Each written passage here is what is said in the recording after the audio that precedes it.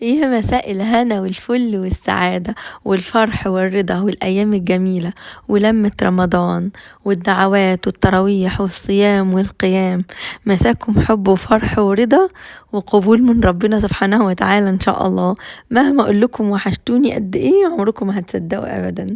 وحشتوني جدا جدا جدا. يلا بينا نشوف مع بعض فيديو النهاردة. يلا بينا.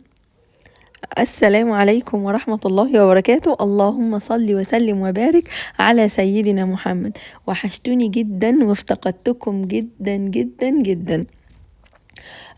بصوا بقى، انا قلت ما بديهاش، كنت داخله بقى ايه يعني رمضان بعد بالظبط 3 ايام.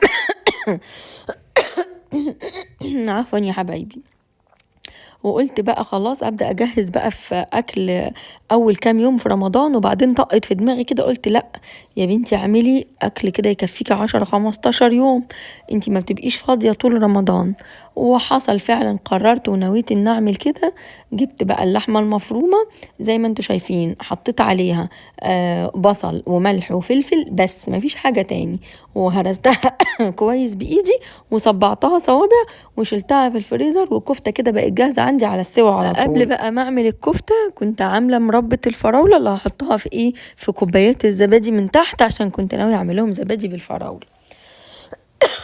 وبعد كده بقى انتوا طبعا متعودين على كحتي، ما حدش يستغرب. بعد كده بقى جبت البطه، كنت غسلاها ومنشفاها كويس جدا، ونغزتها كده بالسكينه النغز اللي انتوا شايفينها دي. جبت بقى شويه بصله، حطيت عليها قرفه وحطيت كزبره، اللهم صل على سيدنا محمد، حطيت ورق لورا وحطيت حبهان مطحون وملح وفلفل وشويه كمون صغيرين ونقطتين حبه البركه، وكترت في القرفه. وهاتك بقى على البطه، حشيتها بالخلطه كويس جدا جدا، وحشيت الفتحات اللي انا عاملاها كلها، وتحت الجلد وحوالين الرقبه والحتت اللي وعند الجوانح، بصوا ما سبتش حاجه. وكان جواها طبعا القوانص والكبده بتاعتها والرقبه، وبرده قمت عاملاهم بالتتبيله. عشان اغسل الطبق قمت حاطه بقى فيه شويه لبن. التركايه بتاعت اللبن دي بتخلي البطه لما تستوي تبقى ملبن، تبقى بتدوب تخبطيها على السفره تلاقي العظم بقى في ناحيه واللحم في ناحيه تانية. شلت البطة في التلاجة، بقت كده خلاص البطة جاهزة. جبت بقى عندي كمان طبق، حطيت فيه اللي انتوا شايفينه ده، بابريكا، وحطيت كزبرة، وحطيت شطة، وحطيت ملح، وحطيت فلفل، وحطيت كمون، وقطعت قرفة سيجار، قرفة صوابع، وحطيت كمان حبهان بودر، وحطيت بصل بودر، وحطيت توم بودر، وفضلت انزل عليهم باللبن كده لحد ما بقى عامل زي الخليط بتاع الحنة اللي بنحطها على شعرنا. وجبت بقى الحمام، انا كنت غسلاه وكان ناشف ومتصفي وزي الفل، ونزلت على طول على الحمام، ايه حتتك بتتك بالتتبيلة من بره ومن جوه والرقبة والجوانح وكله. تبلت الحمام كله. عفوا يا حبايب قلبي. تبلت بقى الحمام كله، وده كمان بقى جاهز عندي كده، غطيته كويس في الاكياس بتاعته وحطيته في التلاجة. الكبد والقوانص بقى بتاعه الحمام قطعتها حتت صغيرة جدا، وحطيتها هي كمان في بقية التتبيلة اللي كانت موجودة في الطبق، وشلتها في كيس وشلتها في الفريزر. دي اللي هنعمل بيها ايه، الرز اللي هنحشي بيه الحمام ان شاء الله، يبقى نحشيه بالرز بالكبد والقوانص بتاعته. وكيست زي ما انتوا شايفين وشلت في التلاجة. الفيديو ده انا بس كنت مصوره لكم بالظبط قبل رمضان بحوالي 3 ايام، يعني كان يوم والتاني، وهيبقى صبح بقى رمضان ان شاء الله. خلصت مربى الفراولة شلتها، اللحمة قمت معصجاها، ده كان اللهم بارك 2 كيلو لحمة مفرومة. عصقتها وقلت تبقى متشالة متعصجة خلاص. والحاجات دي كلها بقى اتشالت في التلاجة، وسيبنا بقى الحاجات دي كده تاخد وتدي مع نفسها في التتبيلة وتشرب وتتشرب كده علشان يطلع احلى طعم لمدة يومين في التلاجة. ده بقى الزبادي كان خلاص، يعني ربنا يا رب يتقبل مننا الصيام والقيام. كنا احنا هنتسحر بالليل. انا كده كنت صحيت بقى من النوم الصبح، قلت اعمل الزبادي. انا قلت لكم طريقة الزبادي قبل كده، دول اللهم بارك 4 كيلو زبادي، بحط عليهم زبدية واحدة بس، وبقلبها كويس جدا جدا. الاختياري طبعا الكريم شانتيه، تحطي على كيلو اللبن معلقة كبيرة على كيلو اللبن تحطي معلقة كبيرة وتحطي في الخلاط، يا اما تقلبي بايديكي بالويسك او بالمضرب اليدوي جامد، يا اما تضربي بالهاند بلندر، انا بضرب بالهاند بلندر. كل كوباية لبن حطيت فيها شوية صوص فراولة وكملتها زبادي. الفرن بقيت مسخناه جامد قوي قوي قوي، يعني اسيبه مفتوح كده ربع ساعه، وبعد كده ادخل جواه الملايتين بعد ما اطفيه طبعا ياخدوا الحراره بتاعه الفرن، ملايه من تحت وارص الزبادي، وملايه من فوق بتبقى سخنه من الفرن الملايه، واغطي بيها الزبادي. بعد 4 ساعات بالظبط هتلاقوا الزبادي زي العسل. شيلوه في التلاجة، هيعمل ما شاء الله اللهم بارك كميه كبيره جدا، فوق ال30 زبدية. شوفوا بقى الوفر قد ايه. دي الزبدية الواحدة اخر مرة جايباها كانت ب8 جنيه الكبيرة. تشيلوا بقى في التلاجة في بولات وتغطوا البولات وتاكلوا بالهنا والشفا، ويخلص تعملوا تاني. انا بعمله اوقات من غير فراولة، بيبقى تحفة جدا. جبت بقى الطاسة التيفال بتاعتي، حطيت فيها شوية زبدة وملح وفلفل بس. طب حطيتي حاجة يا حنان غير الملح والفلفل؟ ابدا. انا كده ده خلاص، ده نهار اول يوم رمضان اللي انا بصوره لكم ده. قلت اعمل بقى ايه، كام اكله كده واكلات كتيره مع بعضها، واشيل في الفريزر عندي، واللي يتشال في التلاجة يتشال في التلاجة. وقمت مظبطه الدنيا. الحله الاولانيه دي انا حطيت فيها الارنب، حطيت ميه، سبتها لما كانت بقت بتغلي، حطيت فيها ملح وفلفل وحبهان وورق لورا، ولما غليت قمت نازله بالاستاذ ارنوب. الطاسه التيفال حطيت فيها مكعبين زبده وشويه زيت علشان الزبده ما تتحرقش، وقمت نازله بيها بالشيش. في الوقت ده كنت بعمل الملوخيه، شايفين كل العيون شغاله. اللبن ده بغليه، ده بقى قلت اغليه عشان البشاميل وعشان الجلاش، ويبقى اللبن جاهز معايا، احتاج اخد بالمج من الحله على طول، يبقى قصاد عيني. اتحمر وش البانيه، وش الشيش قصدي، اقلبه بقى على الوش التاني زي ما انتم شايفين. بصوا سبته بيبقى بسيبه يتحمر جامد، وابقى مصفياه ومفيش فيه اي ميه عشان ما ينزلش ميته، واصبر شويه. ما احطش الملح دلوقتي، بحط الزبده واحط الفلفل بس، واما ياخد صدمه على الناحيتين ابدا انزل بقى بالايه بالملح بتاعي، واقطع البصله. انا قطعت بصلتين جوليان، وقمت حاطه بقى الطشه بتاعه الملوخيه، التوم مع الزبده مع شويه زيت مع الكزبره، وبقى نزلت على الملوخيه. بصوا لونها وجمالها، لو اطول اشممكم ريحتها. انا عايزه اقول لكم ولاد بيقولوا لي مش معقول كل ده مش اكل اول يوم، دي اكلات انا بعملها وبشيلها. الملوخيه تقدري تحطيها في الفريزر تطلعيها، هتبقى كانك لسه عاملاها. لو انت عندك شويه وقت تشيليها من غير الطشه بتاعتها، خرجيها من الفريزر بشوربتها بكله، تسخنيها قبل الغليان، تقفلي عليها وتعملي الطشه، هتبقى كانها لسه معموله. الارانب تقدري تشيليها لمده 10 ايام مستويه في التلاجة، او تقدري تشيليها في الفريزر يبقى ناقصها غلوه واحده بس او غلوتين وتستوي. تاخد الغلوتين هتخرج كأنها لسه طازة. تحمريها في حتتين زبدة، وتبقى انت الأكل عندك جاهز مع شوية رز أبيض وشوية سلطة وشوية ملوخية، تبقى أحلى غدوة في الدنيا. قمت بقى عامله كمان شويه فاصوليا، حطيت البصله وحمرتها جامد قوي، ونزلت عليها بالطماطم، وحطيت مرقه دجاج، وحطيت قرن فلفل حامي، وحطيت معلقه كبيره من السكر، وحطيت فص ثوم مهروس، ونزلت بالفاصوليا عملتها متسبكه. لما يبقى فاضل لها غلوه واحده على السوا، خلاص بشيلها واحطها في كيس في الفريزر، اخرجها يبقى الخضار كده جاهز عندي. جينا بقى للاكل بتاع سفرة اول يوم رمضان. حطيت بقى البشاميل، عملته قدامكم مليون مرة. الطريقة عملتها قدامكم أكتر من مرة. سهل جدا، وانتوا خلاص أظن حفظتوا. بننزل بالزبدة مع الزيت، عندك سمنة بلدي هتعملي سمنة نباتي، اللي موجود عندك ربنا يبارك فيه. طبعا أنا طول ما أنا واقفة بعمل الأكل بستغفر وبحوقل وبصلي على النبي صلى الله عليه وسلم، ولساني ما بيغفلش عن الذكر والتسبيح. أنا من النوع ما بحبش حد يقف معايا في المطبخ، ما بعرفش اشتغل وانا بتكلم في التليفون، بحب اركز قوي واستمتع بعمايل الاكل. زي ما بقول لكم كده، انا بشوف عمايل الاكل متعه. طول عمري بحب اعمل الاكل، وبعمله وانا نفسي مفتوحه قوي لما طبعا ببقى سليمه. المهم بقى، انا قلت ايه، انا عامله اكل 15 يوم ان شاء الله يكفيني 15 يوم. سفره اول يوم رمضان دي اقل معلش يا حبايبي، اقل حاجه هناكل فيها 3-4 أيام بعد رمضان لاني عامله حاجات متنوعه. وقلت بقى التفريزات اللي انا عملتها دي هتسعفني، يعني انا 15 يوم اللهم بارك، صدري تعبان جدا 15 يوم. اللهم بارك، الاكل والشرب عندي ما شيلش هم بقى، يا دوبك مذاكره الولاد مع الشغل مع شغل البيت مع الصلاه والعباده، ما بقاش شايله الهم. بس اللي حصل مش قادرة اقول لكم، لا ينكتب ولا ينقرا، اللي حصل ما يتوصفش. انا عايزة اقول لكم ان انا لما خلصت وانا واقفة بعمل في اخر الاكل خالص بتاع سفرة اول يوم رمضان، حسيت بدور برد داخلي. كان الولاد عندي اصلا عيانين، كل البيت كان جاله الدور ده، وانا الحمد لله ما كانش جالي، وكان في اخر ولد بس هو اللي عنده الدور ده. فالحمد لله من فضل الله بقيت حاسه بقى بدور البرد، بدأ يتملك مني، مناخيري تزكم، احتقان شديد في زوري. انا هنا خلاص بقى في الصيام، يعني احنا هنا كده اول يوم رمضان وانا واقفه بقى في المطبخ قبل المغرب. عندي احتقان في زوري، بدأت أحس إني بترعش، بدأت أحس إني مش مرتاحة وأنا واقفة في المطبخ. مش قادرة أقول لكم بقى، أخد معايا الدور ما أخف يعني لحد النهاردة، وأنا لسه عندي تبعات. عايزة أقول لكم أنا رقدت أنا والولاد بدور برد، كان لو أقول لكم دور مميت يبقى دي حاجة شوية على دور البرد اللي جالنا.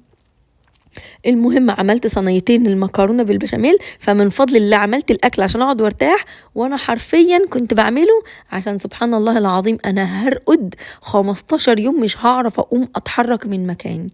يعني بالظبط كده، مش قادره اقول لكم كنت يا دوبك بعمل العبادات ازاي وبصلي ازاي. الحمد لله رب العالمين، اللهم لك الحمد والشكر، والبيت كله يعني بقينا عنابر، مقسمين البيت عنابر. المهم ان انا خلصت المكرونه بقى بالبشاميل وحطيتها تتحمر، وقلت بقى اعمل ابل الخشاف يبقى جاهز معايا. طبعا الخشاف البلح والمشمشية والقراصية والزبيب والتين المجفف، هم دول الانواع اللي انا بحطهم، ما بحطش حاجة تاني. والمية والسكر، انا بقى بزود سكر بسكره قوي قوي، لان احنا بنيجي وقت الفطار ونقوم حاطين نص الكوباية المية بتاعة الخشاف ونص التاني لبن وكم حباية سوداني، فانا ما بقاش عايزة بقى اقعد اسكر واحط اللبن فيبقى ماسخ، فبسكر الخشاف قوي عشان اما ازود بقى نص لبن يبقى السكر بتاعه كويس. خلص الخشاف خلاص وشلته في التلاجة. كنت عاملة عصير عناب وكنت عاملة سوبيا، دول الثلاث أنواع اللي كانوا موجودين أول يوم. بصوا بقى، طلعت البطة من التلاجة، البطة كده ما شاء الله نايمة في التتبيلة بقى لها حوالي يومين يومين ونص. مش قادرة أقول لكم بقى لما أفك الكيس العيال قالوا لي يا ماما حرام عليكي احنا صايمين من وهي في الكيس لسه ما اتطبختش ولسه ما طلعتش ريحتها ولا اي حاجه.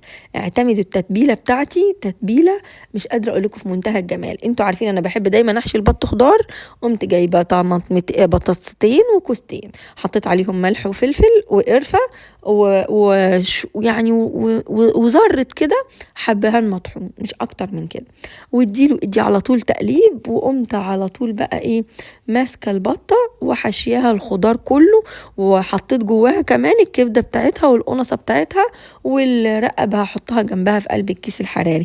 انا بالنسبه لي شوربه البط دسمه جدا جدا، وانا اصلا مرارتي تعبانه فما بقدرش اكل الحاجات الدسمه، ولا العيال بيحبوا الحاجات الدسمه كمان، فبعمل البطه على طول في الكيس الحراري بتشرب شوربتها. ومهما اقول لكم بتطلع من الكيس الحراري عامله ازاي مش هتصدقوني، لازم تجربوها.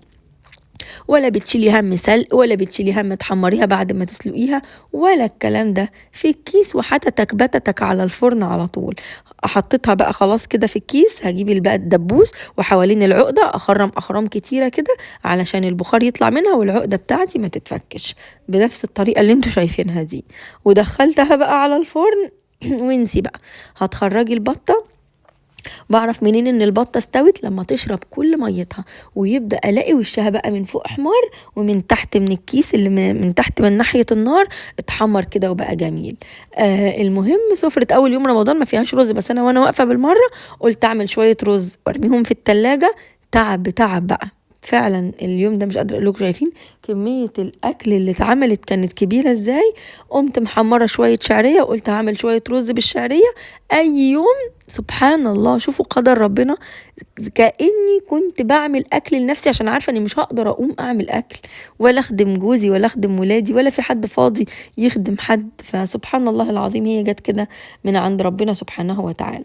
وقمت جايبة بقى حلة حاطة فيها مكعب زبدة، والرز كده خلاص أنا وطيت عليه على العين الصغيرة، وقمت حاطة الكبد والقوانص بتاعة الحمام، شوية ملح وشوية فلفل.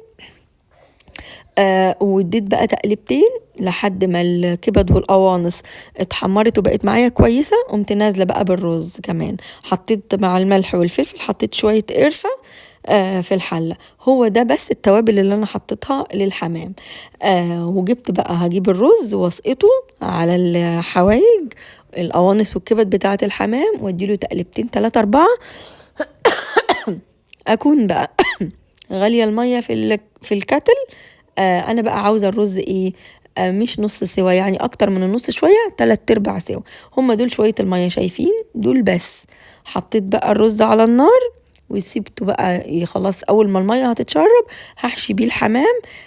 وقعدت اقول لنفسي بقى لسه اسلق الحمام، وبعدين بعد ما اسلق من الحمام اخرج احمره، والتحمير ممكن يبقى تقيل على معدتنا ومعدة الناس اللي تاكل من الحمام. عليك يا بنتي وعلى الكيس الحراري على طول. بصوا الكفتة بقى هنا انا كنت خرجتها من التجميد على طول على الطاسة، استوت وبقت تحفة. المهم جيت بقى هنا حمرت بصلة، حمرتها. بصوا شايفين بقى لونها عامل ازاي. باخد طبعا الحلة بعيد عن البوتاجاز عشان نحافظ على نظافة البوتاجاز. حطيت فيها الطماطم وقمت راجعة بقى حطها على النار تاني. الناس اللي بتسألني، انا بتكلم كتير في الفيديو ده بس عشان الاكل كتير. الناس اللي بتسألني بتقولي دايما البوتاجاز نظيف ازاي، بالطريقة دي كده. حاجة بتتقلي بنغطي الحاجة اللي بنقلي فيها. هعمل حاجة فيها طشة بغطيها، بنقل الحلة اطش بره في عند الحوض وارجع احط على البوتاجاز على نظافة. الحمام ده بقى كان محشي ايه، في قرفة سيجار وكان في ورق لورا وحبهان. فانا بقى كنت بفتح كل حمامة وانضف الحاجات اللي جواها، لان طبعا الحمام بيتاكل ساندويتش كده، محدش بيفكر يفتح الحمام. فولا طبعا ما ينفعش ولا يبقى جواه ورق لورا ولا حبهانة ولا اللهم صل على سيدنا محمد، ولا قرفة ولا الكلام ده. ونزلت على الحمامات حتتك بتتك حشو. عايزة اقول لكم وانا بفك الاكياس من على الحمام، دول بقى لهم في التلاجة العادية، في رف التلاجة العادي 2.5 يوم يعتبر، وخلصتهم وقمت حاشيهم بقى. وعليكي وعلى الكيس الحراري، ولا تسلقي وبعد ما تسلقي تحمري والرز يبقى تقيل والتحمير يبقى تقيل. انا عايزه اقول لكم الحمام طلع خطير، جربوا طريقتي مش هتندموا، حاجه ممتازه. وما تنسوش التخريم طبعا من عند الرابطه والعقده، وفي صينيه وعلى الفرن جنب اخواتها. الكفته بتاعت الحاتي كانت خلصت. بصوا جمال، بسم الله ما شاء الله، ريحة وطعم وطرية. نسيت اقول لكم على خلطة الكفتة، بيتحط عليها بس ملح وفلفل وبيكنج باودر. بيكنج باودر بيخليها هشة. خلاص انا كنت سبكت الصلصة، ملح وفلفل وشوية قرفة صغيرين، وطبعا حطيت سكر وحطيت نعناع وحطيت فصين توم. هو ده اللي انا حطيته. طبعا الخضرة كتري بقى في الخضرة زي ما انت عايزة، كتري وما يهمكيش، الخضرة جميلة جميلة.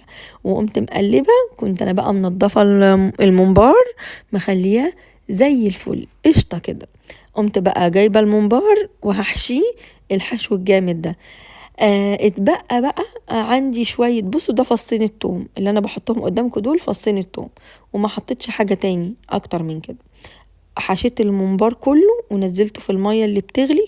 طب المية كان فيها ايه، كان فيها ورقتين لورا وفصين حبهان وشوية ملح صغيرين. اتبقى عندي شوية رز من الممبار المحشي العادي، انا ما بحطش عليه قرفة، بس ده انا كنت حاطه عليه قرفة عشان للممبار بس. حشيت الفلفل وشلت الحلة في التلاجة، قلت ابقى اعملها كمان 2-3. انا عايزة اقول لكم طلعتها بعد 4 أو 5 أيام من التلاجة زي الفل زي الفل. انت ممكن تشيلي في الفريزر وتخرجي تسويه، هيطلع معاكي ان شاء الله جميل. او لو بتحبي الاكل طازه، في ناس بتقولك لما هيفضل في التلاجة الرز هيفرول. والله عايزه اقول لكم المحشي خرجت الدقيه الصغيره بتاعت الفلفل دي زي العسل، كان طعمها زي العسل. او يمكن بقى عشان انا كنت عيانه وربنا عالم بحالي، ربنا بارك في الاكل كله، مفيش اي حاجه فيه اتهدرت. وقمت بقى عامله 3 صواني جلاش. ده تبع السفرة، يعني السفرة أول يوم كان فيها كفتة وكان فيها الحمام وفيها البط، دي كانت اللحوم. والأكل اللي اتاكل جنبها كانت مكرونة بالبشاميل وكان جلاش وشوربة لسان عصفور والعصائر، بس كده ما كانش فيه حاجة تاني. فضل ونعمة ورزق من ربنا، اللهم لك الحمد ولك الشكر يا رب. عملت انا الجلاش قدامكم طبعا كذا مرة قبل كده بالتفصيل. الطقم التوابل ده مكسور، انا عايزه اغيره واجيب ان شاء الله طقم جديد، واودي الطقم اللي موجود ده في شقه اسكندريه ان شاء الله، ربنا ييسر كده واعمل كده الايام اللي جايه. عندنا مسابقه النهارده، ان شاء الله باذن الله اقولها لكم كمان شويه كده، الله المستعان. طبعا خلاص بقى كنت بعمل الجلاش. هو انا عايزه اقول لكم بقى كنت ايه، خلاص دور البرد بقى في الوقت ده، فاكره كويس جدا كنت واقفه بقى مش عارفه يا عيني ان انا هيجرالي البهدله اللي انا اتبهدلتها في الايام دي. اللهم لك الحمد ولك الشكر يا رب. يا رب لك الحمد على نعمه العافيه. يا رب انصر اخواننا في غزه، وانصر اخواننا يا رب في فلسطين، وانصر المسلمين المستضعفين في كل مكان. اللهم انصرهم نصرا عزيزا مؤزرا يا رب. يا رب يا رب يا رب يا رب اربط على قلوبهم يا رب. أطعمهم يا رب، أطعمهم وأسقهم يا رب. المهم عملت صينيتين جلاش باللحمة المفرومة، وواحدة بالجبن. حطيت موتزاريلا وحطيت رومي وحطيت زيتون.